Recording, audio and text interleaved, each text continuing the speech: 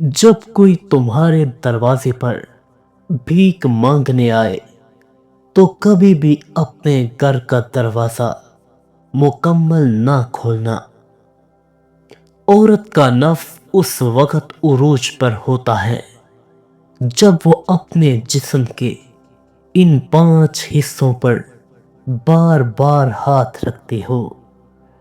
حکیم پرساد کے پاس ایک نوجوان آیا اور کہنے لگا، میری طرف ایک شادی شدہ عورت دیکھ کر مسکراتی ہے اور اپنے جسم کے ان 5 حصوں پر بار بار ہاتھ رکھتی ہے۔ مجھے بتائیں کہ آخر وہ عورت ایسا کیوں کرتی ہے؟ حکیم پرساد نے کہا، اے نوجوان، یاد رکھنا، شادی شدہ عورت جب اپنے شوہر سے اپنی جنسی خواہشات پوری نہ کر سکے تو وہ کسی نوجوان کو اپنی جانب متوجہ کر کے اپنے جسم کے ان 5 حصوں پر ہاتھ رکھتی ہے اور خواہشات کو پورا کرتی ہے۔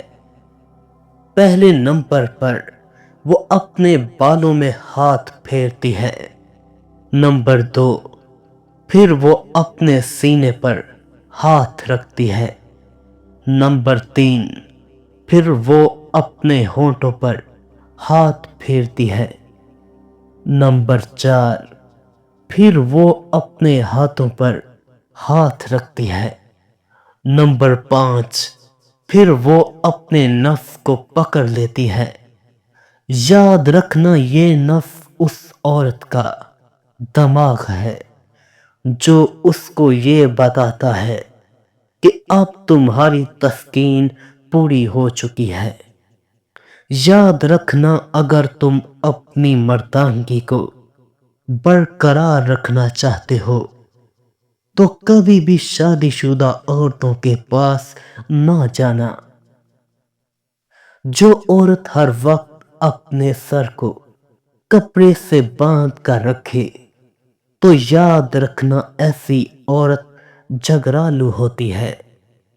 جو عورتیں لیٹتے ہوئے پیٹ سے کپڑا ہٹا دیں تو سمجھ جانا ایسی عورتیں شرم سے عاری ہوتی ہیں۔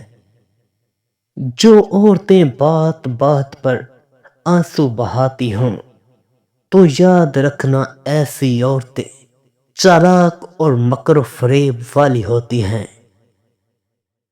جو عورتیں زیادہ پانی پینے کی عادی ہوں تو ایسی عورتیں دوسری عورتوں کی نسبت مضبوط ہوتی ہیں۔